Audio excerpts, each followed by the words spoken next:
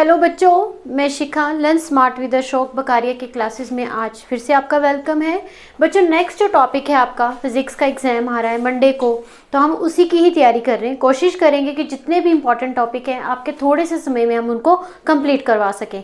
पहले हम chapter wise करवा रहे थे, पहले के जो 2 या 3 चैप्टर है वो हमने पूरे चैप्टर वाइज करवाए हैं।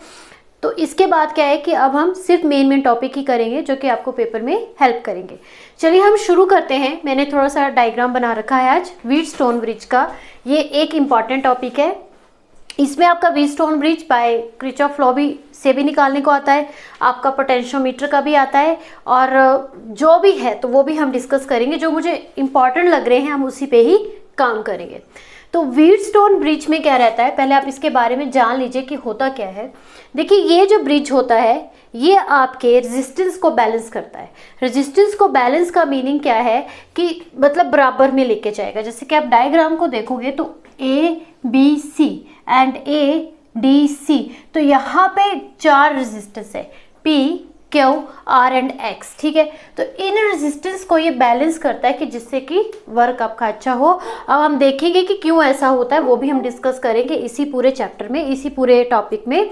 तो चलिए देखिए, तो सबसे पहले क्या है कि व्हीटस्टोन ब्रिज को हम बैलेंस इक्वेशन भी कहते हैं। क्या कहते हैं? बैलेंस्ड भी कहते हैं। कब बैलेंस होती है ये? जब हमारे पास में P/Q एंड R/X आता है। अगर आपको इसकी पूरी डेफिनेशन नहीं आती है तो आप इसको ये भी लिख सकते हो कि Wheatstone bridge is also called balance. ठीक है, फॉर अ बैलेंस ब्रिज होता है it can be prove that.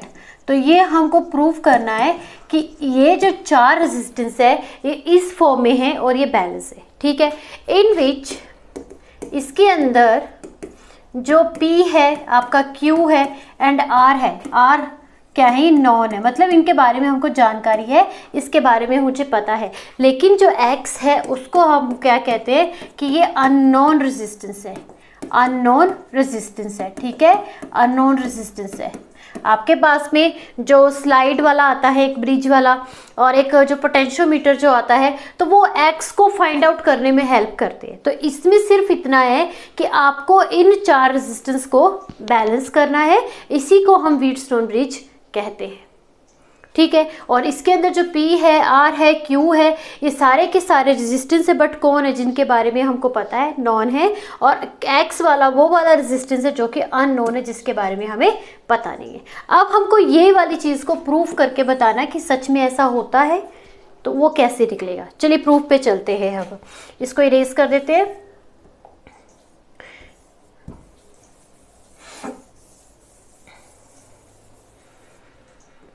आपका प्रूफ कैसे निकालेंगे वो देखते हैं। अब हम प्रूफ कैसे करेंगे।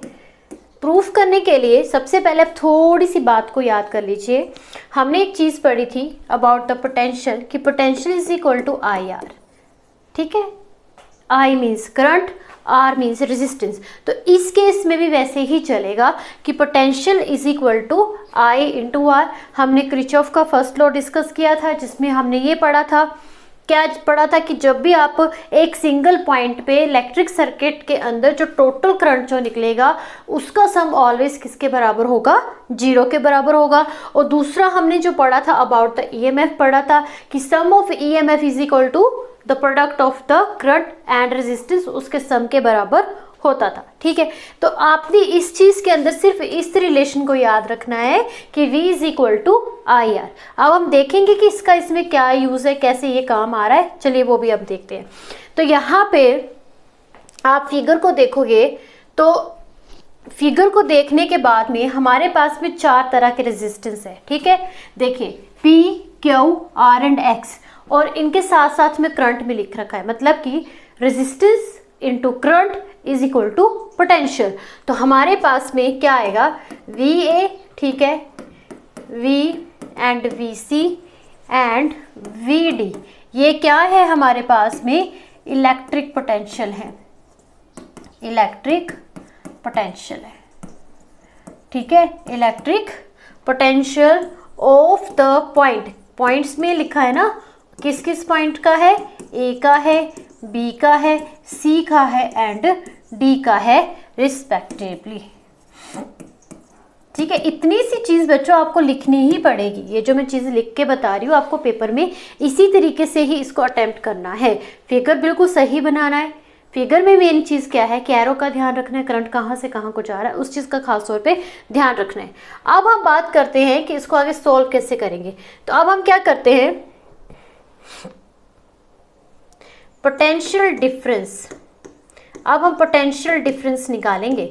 पोटेंशियल डिफरेंस का आपको पता होगा क्या होता है पोटेंशियल डिफरेंस। पहले हम पोटेंशियल को ही थोड़ा सा याद कर लेते हैं कि पोटेंशियल हम निकालते थे V is equal to total work done by test charge.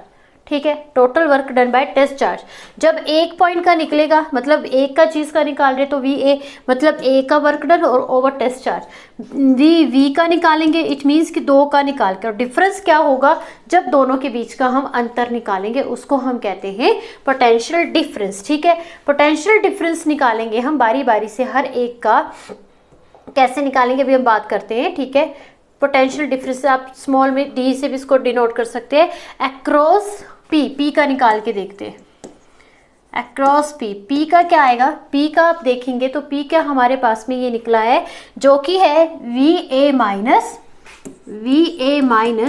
VB किसके बराबर है, I1 एंड P के बराबर है। ठीक है, यही है पोटेंशियल डिफरेंस हमारे ही पास में।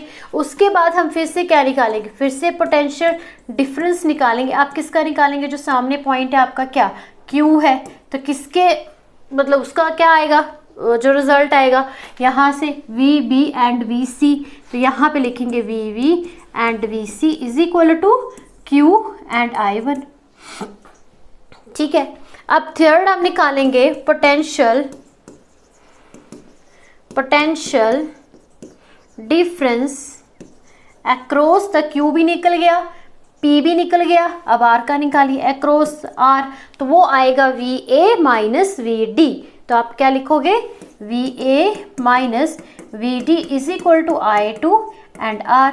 थर्ड आप फिर से निकालोगे, बट फोर्थ लास्ट जो बचा है जो अननोन है। ठीक है, potential difference across the X, हाँ अक्रॉस X। ठीक है, X के अकॉर्डिंग निकालोगे तो हमारे पास में आएगा VD माइनस VC एंड ये किसके बराबर है, I2 एंड X के। तो इसको as a question number 1, as a question number 2, as a question number 3 and as a question number 4। यहाँ तक चीज़ समझ में आई कि कैसे कैसे हमने इसको लिखना है। हमने प्रूफ करना है कि जो हमने बैलेंस इक्वेशन पढ़ी है उसी को ही हम व्हीटस्टोन ब्रिज कहते हैं, उसके प्रूफ तक हम पहुँचने की कोशिश करेंगे कि P/Q is equal to R/X, वो चीज़ हमको निकालिए। ठीक है, अब ये वाला हम रहने देते हैं, यहाँ का थोड़ा सा इरेज कर देते हैं।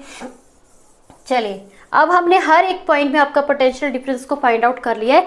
अब हम देखते हैं कि क्या करेंगे। ठीक है, अब ध्यान से समझिएगा, जब आपका व्हीटस्टोन ब्रिज बैलेंस हो जाएगा, क्या हो जाएगा, बैलेंस हो जाएगा, तब आपके सर्किट के अंदर कोई भी करंट फ्लो नहीं करेगा।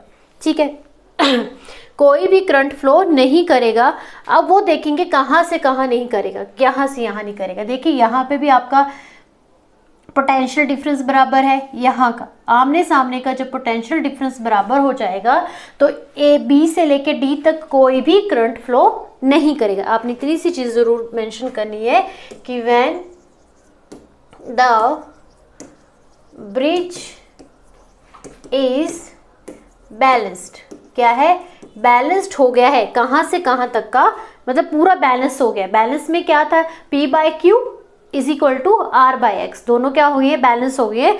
तो बैलेंस होने के बाद आपका करंट फ्लो नहीं करेगा, no current flow along the path between, कहाँ से कहाँ तक का, B एंड D के बीच में कोई भी करंट फ्लो नहीं करेगा।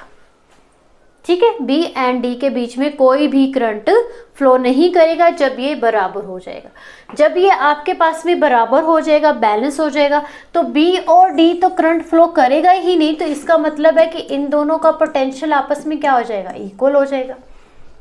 ठीक है, कि V का जो पोटेंशियल है वो D के बराबर हो जाएगा। तो आपने करना क्या है कि जहाँ जहाँ पे भी आपको V दिख रहा है, ठीक है, क्या चेंज करना है आपने, या जहाँ जहाँ पे भी आपको D दिख रहा है, VD दिख रहा है, क्योंकि V इसके ऊपर करोगे ठीक है, तो आपने डी वाले को रहने देना है। मेरी बात को ध्यान से समझिएगा, आप इसको दोनों तरीकों से कर सकते हो। या तो आप वी इसको चेंज कर लीजिए, वी डी को चेंज कर लीजिए इसके अंदर, या तो इसको चेंज कर लीजिए इसके अंदर, वो आपकी मर्जी है। लेकिन दो आपने रहने देने और दो आपने चेंज कर लेने। अभी मैं बताऊंगी मैं क्या बोल रही हूँ, ठीक है, कि हमको प्रूफ निकालना है ना, तो हमने उस प्रूफ तक पहुंचने की कोशिश करनी, तो जिसकी वजह से हमने कोई दो चेंज कर लेने। या तो आप वी को चेंज कर लीजिए या फिर वी डी को चेंज कर लीजिए।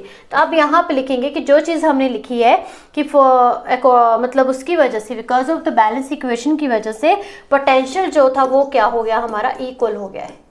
इक्वल होने की वजह से जहाँ जहाँ पे भी वी है वहाँ पे मैं वी डी रख दूंगी, ठीक है, या फिर जहाँ पे वी डी है वहाँ पे मैं वी रख दूंगी, ठीक है। अब हम क्या करेंगे, इसकी वैल्यू को पुट करेंगे नंबर 3 में। यहाँ पे कर दीजिए पुट इन नंबर 3, तो हमारे पास में क्या आएगा, V A minus V and is equal to I2 and R। इसको नंबर दे देना है 4। एक इसमें कर दी, एक डी कहाँ पे आपका ये है, इसके अंदर कर दीजिए। अब सेम चीज़ आपने किस में करनी है, put in number 4, then we get क्या आएगा, V B minus V C and is equal to I2 x। तो ये इक्वेशन नंबर बन गई आपकी, ये सॉरी 5 आएगी और ये 6 आएगी, 4 तक की तो पहले थी, ठीक है। ये आएगी आपकी इक्वेशन नंबर 5 एंड ये आएगी इक्वेशन नंबर 6। क्लियर हुई बात। अब इसके बाद क्या करेंगे, इसके बाद ये करेंगे, देखिए ये बन गया आपका V A minus V I1 p, तो ये I2 इक्वेट हो गया। उसके बाद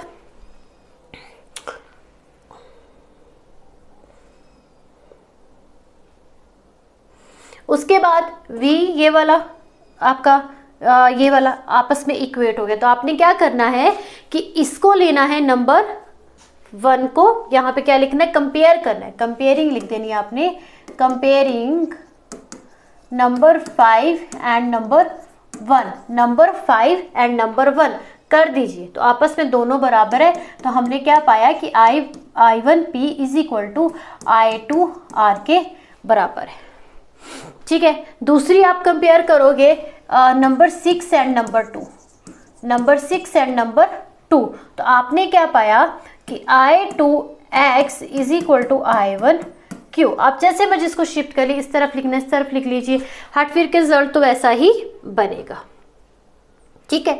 इधर करना उधर कर लीजिए, कोई इतनी बड़ी परेशानी नहीं कि यहाँ पे करेंगे तो क्या करेंगे। मैं नीचे वाले को थोड़ा इरेज कर लेती हूँ क्योंकि इसका अभी काम खत्म हो गया, ठीक है। अब आगे देखते हैं आगे क्या करेंगे। अब हमारे पास में ये दो रिजल्ट आ गए हैं, क्या क्या आया है, I1P is equal to I2R। तो पहले इसको सॉल्व करते हैं, I1P I2R, तो I1 over I2 R by P, ठीक है, R बाई P लिख सकते हैं इसको। उसके बाद अगर इसको दूसरे तरीके से मैं लिखना चाहूँ चेंज करके कि I2 को ऊपर एंड I1 को नीचे लिखेंगे, देन P बाई R, ठीक है, एक ये बन गया। दूसरा आप देखोगे यहाँ पे कि I2X is equal to I1Q, तो ये बन जाएगा I2 ओवर I1 एंड यहाँ पे क्या आएगा Q बाय X। तो इनको जब इक्वेट करोगे then P by R and is equal to Q by X। लेकिन आपका रिजल्ट क्या कहता था कि P by Q is equal to R by X।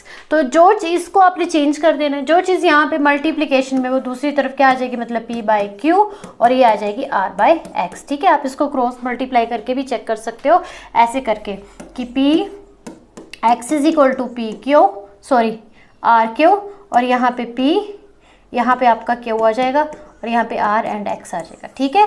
तो क्या करना है आपने, इसको आगे नंबरिंग कर लेनी है। जैसे इसको नंबर 7 ले लिया, इसको नंबर 8 ले लिया, फिर लिखना है कि नंबर 7 एंड 8 को इक्वेट करने के बाद हमको ये चीज़ मिलती है जो कि क्या है, एक बैलेंस इक्वेशन है, एक बैलेंस्ड इक्वेशन है व्हीटस्टोन ब्रिज की।